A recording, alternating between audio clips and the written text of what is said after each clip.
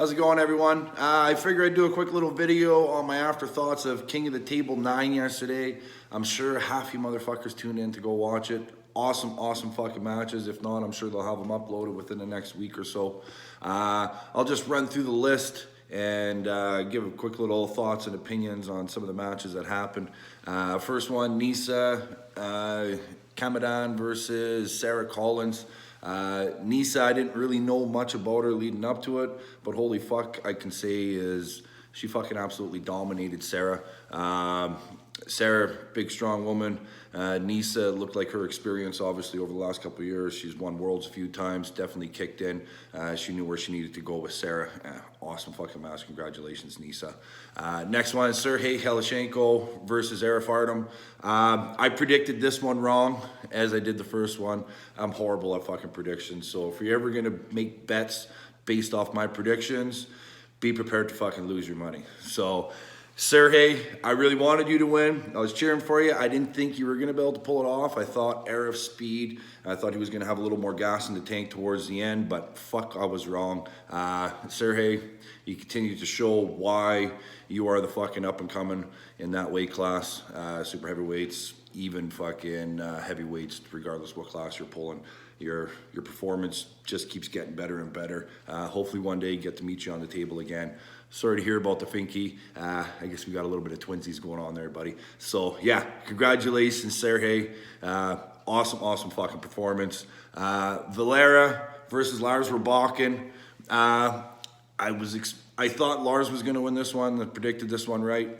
But I gotta say, Valera, holy fuck, that dude is an absolute beast. I definitely gotta say that it was Lars' experience over the years, being able to transition from one position to another. He had to resort to his old school fucking self, back to the flop wrist press to be able to finish it off.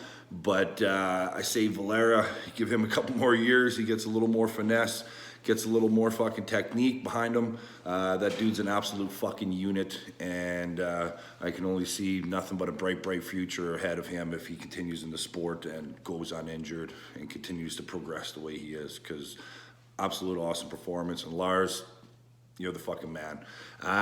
Next one, Leonidas Arcona versus Larry Wheels. Had the chance to meet both of these guys in the past. Awesome fucking group of gentlemen. I gotta say, I thought Larry was gonna take this one. Fucking another prediction I got wrong. Leonidas, awesome fucking performance. It looked like you're a veteran in the fucking sport. You were able to sink that hook. Yeah, maintain control where you wanted it. Got the surges where you needed. Larry, looks like you might have tweaked yourself a little bit in the first couple matches. May have affected later on in the end, being able to transition or being comfortable sinking in that hook. But, Leonidas, you're fucking bad motherfucker, man. So yeah, congratulations, Leonidas. Larry, hopefully you don't go on. Hopefully you don't have too much of an injury. You can push through it and fucking carry on with whatever it is that you're going to be doing, whether it's going to be powerlifting, bodybuilding, or hopefully you continue back into the sport and arm wrestling and try to get that win over at King of the Table. So I understand what it's like to be somewhere and always fucking lose. Okay. Next match, I got to say, definitely, I think it was the match of the night. That and Lars Rybakhin and Valera was definitely match of the night. But Hermes Gasparini versus Vitaly Lalatin. Awesome fucking match. Hermes, you never cease to impress me. Never cease to fucking... You're just a bad motherfucker, man. I definitely could tell you've picked up your training. Vitaly, it looks like he's actually putting a lot of training in too, starting to make progress. Wasn't able to finish it off at the end. Hermes' ability to be able to fucking transition, that sick hold he's got, even with his back pressure leaned out throughout all fucking rounds of the matches. He was able to maintain his back pressure enough to be able to pull Vitaly into a bad position, get back what he needed, get him behind his fucking arm with the fucking press. His ability to be able to fucking get into a press from a top rope position is absolutely phenomenal. Definitely something I'm trying to work on, because it looks like that's the way it's going to go for all the matches. If you don't have a press to be able to finish your guys, it's not really going to look good for you. So Hermes, awesome fucking performance. And last match, my brother Devon versus Georgie. Honestly, wasn't really a doubt in my mind. I was hoping Georgie was going to win one, just because I fucking really, really love Georgie. But I knew Devon was going to win. But I got to say, the hand fucking control that Georgie was able to maintain throughout the match. Not once did Devon really completely take his wrist back. And whenever he did, Georgie was able to get it back right away. So, Georgie, you've made Devon work harder than anybody else has in the last 6 to 8 months.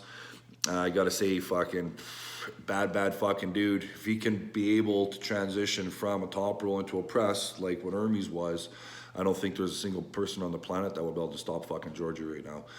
His hand strength is definitely where he says it is.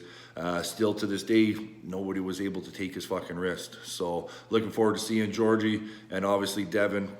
Keep fucking kicking ass. Unfucking stoppable right now. The only motherfucker that may have a chance if he comes back into the form that he was before was Devon, which I hear may be happening in April. So we'll see how that goes. But yeah, stay tuned. Those are my thoughts on the matches. Sick fucking card. Looking forward to many more cards to come. So take care, motherfucker.